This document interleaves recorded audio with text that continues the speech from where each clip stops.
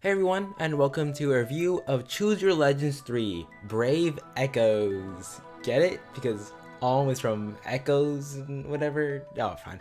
We've got some amazing characters, and all of them excel very well in their respective class, one way or another.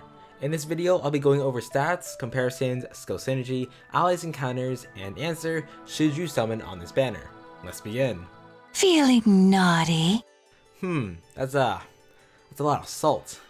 Coming in at second place of the women's division is the Queen of Nor, Camilla, as a flying healer. Her stats are very impressive, especially her offensive stats. With a 33-37 offensive spread, I'd say that Camilla is the best offensive healer. Now, it's not just her stats that make her the best, it's also her skills, but I'm not there yet. Her defense and res is pretty bad, but she has a super asset and res, so that has potential. There's not much else aside from her attack and speed. For a comparison, let's take a look at Bride of Fjorm. It's easy to say that Camilla is better. Even though Fjorm has one more point of attack, that speed difference is detrimental, and Fjorm doesn't have a skill set that complements offensive power like Camilla. Instead, Fjorm has good utility with isolation. If you're looking for power, Camilla has it. If you're looking to stop assist skills, then Fjorm has your back. Now for skill synergy. Camilla is pretty simple. Her staff, her staff has Dazzling Staff built in, and she has Raffle Staff as her B skill, standard healer stuff. Now her true skill synergy is with her staff and new A skill, Attack Speed Push 4. With her staff, she gets +3 attack and speed when she initiates combat, and after combat, if she attacked, she inflicts gravity effect on the foe and foes within one space of target. The gravity effect is a bonus to her synergy.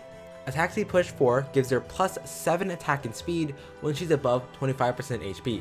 Is at the start of combat, so is not phase restricted, and if Camilla attacked, the skill deals 5 damage to her. Okay, two things. One, this makes Camilla the most offensive healer with +10 attack and speed that's super easy to get. Number two, the difference between attack speed push 3 and 4 is huge. Push 3 makes the unit to be at 100% HP and only gets +5 attack and speed. Push 4 is a huge change. Instead of 100% HP, it's above 25% HP and gives +7 attack and speed. Sure, the recoil damage is bigger, but the HP change is worth the trade. And that's really it for Camilla. Her skill synergy is simple and effective. She's very offensive for a healer. She also has Restore, which is very nice in times like these. There are a lot of units that depend on penalties, and Restore can negate that. She's also a flyer, which gives her more room to move around, for healing or for destroying. For allies, Legendary Azura is a friend to all flying units, and if she has Hone Attack 4 or Hone Speed 4, then Camilla can get +7 to all of her stats and 1 more movement. Titania can work with Camilla's attack tactic to buff the team. Mufasa here can deal with archers that want to shoot down Camilla. One of Lucina's best sets is Attack Speed Link. With that, she can buff both of them and Lucina can act again. As for counters, the most obvious are the healer ones, Air with Mystic Boost to cancel Raffle Staff, and Nyla with Null C Disrupt to cancel Dazzling Staff. Archers can easily shoot down Camilla since her defense ain't the best, and this gives me a reason to put Lyn in my video.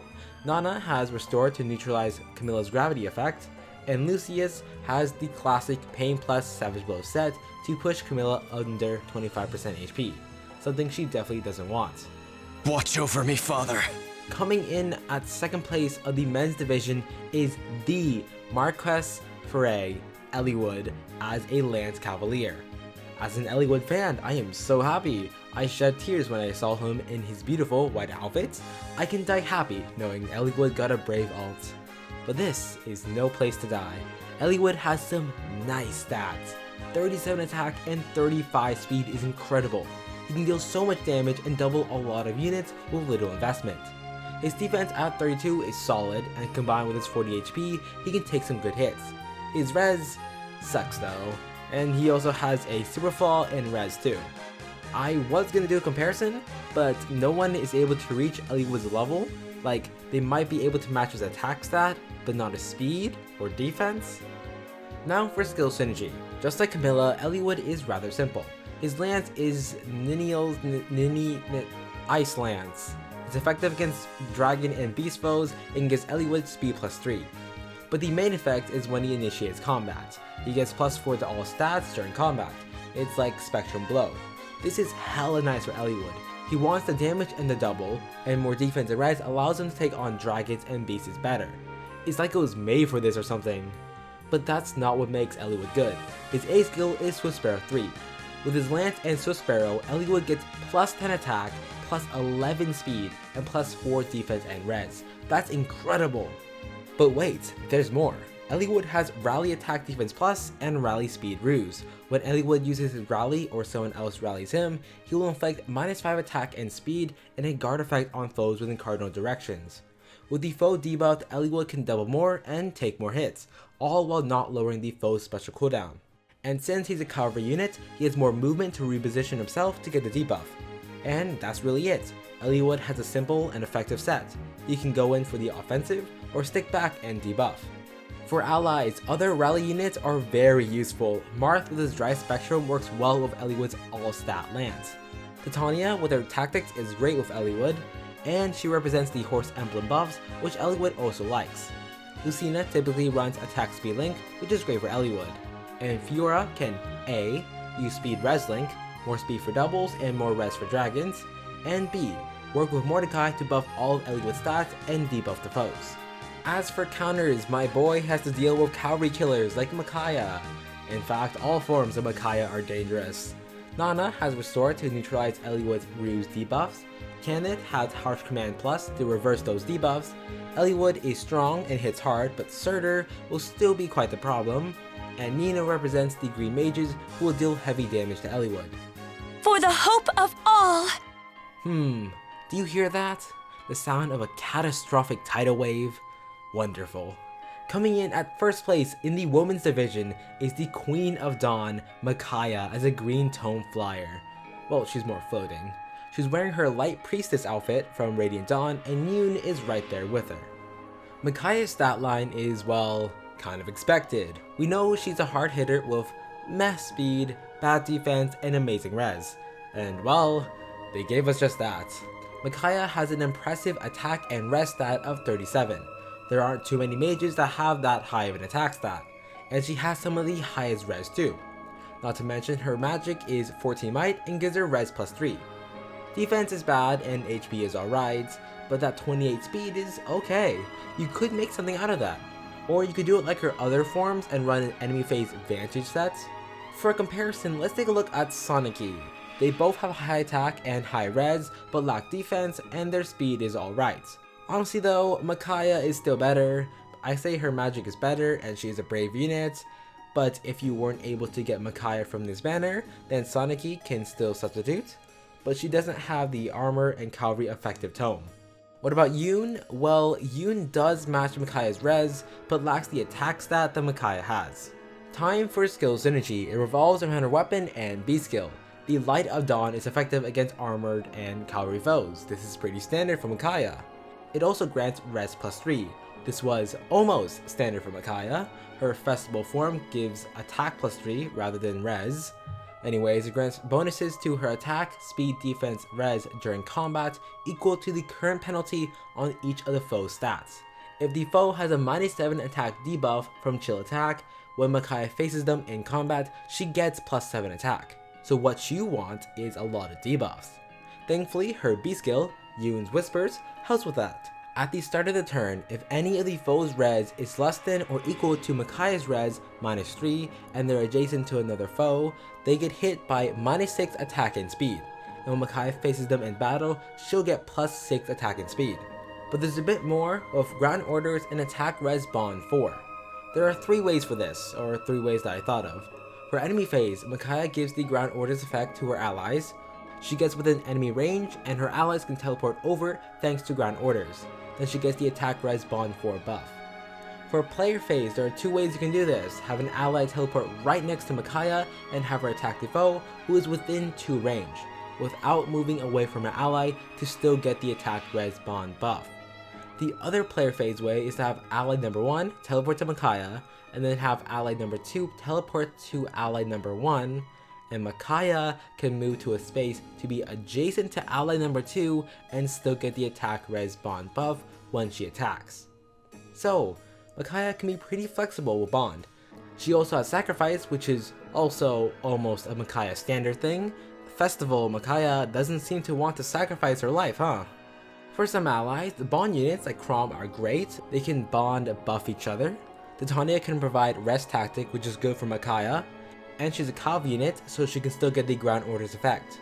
Valentine Titania has attack res link, which is fantastic for Micaiah. Long distance debuffers like Garnif are great. He's got chill attack, which means more attack for Micaiah.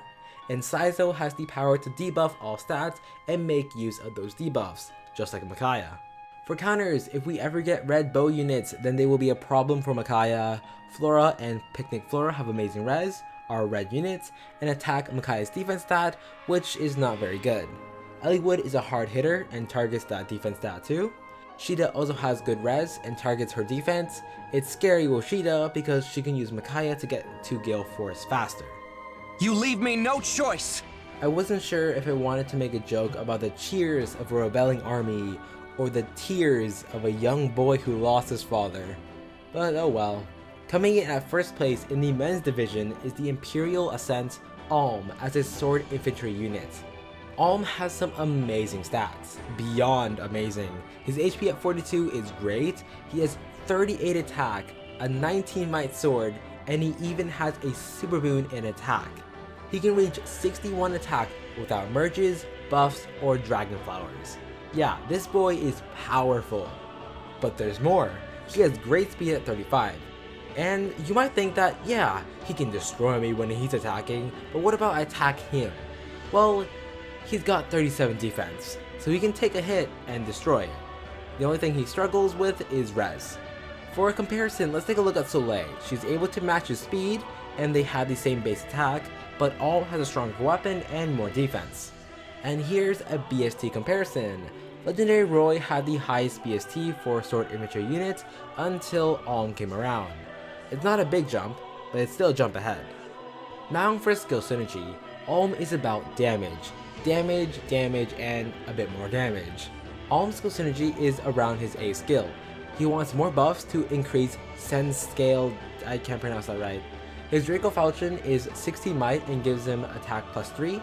This weapon wants more foes within 2 spaces than allies, so it can give him +5 to all stats. Then he has Threat and Attack Speed 3, a new threatened skill. Back then, threatened skills were kind of meh, no one really used them, but now they're much better. At the start of the turn, if there is a foe within 2 spaces, Alm gets +5 attack and speed, and they get -5 attack and speed. He can tank a hit better and double more. So let's combine it all together. 38 base attack, 19 might sword, +5 sword buff, +5 threatened buff to get a grand total of 67 attack. 25% of that is 16.75 of extra damage. And if Alm gets Draconic Aura, that's even more damage. And he has chill defense to cripple high defense units so he can deal more damage. Good job, Alm. You deserve this. Also, does anyone get Surtur vibes from his new C skill? For allies, New Year's Creed is great with Hone Attack 4. Eliwood and Azura can give him +7 to all stats, bonus doubler, and great support. I'm understating how powerful that combo was. Pan has chill attack, which is great if Alm runs heavy blade, and Ephraim as well as other units want to be alone, which is great with Alm. For counters, attack debuffers are not nice. Tanith can reverse his threat debuffs, and strong blue mages can obliterate Alm with his low res.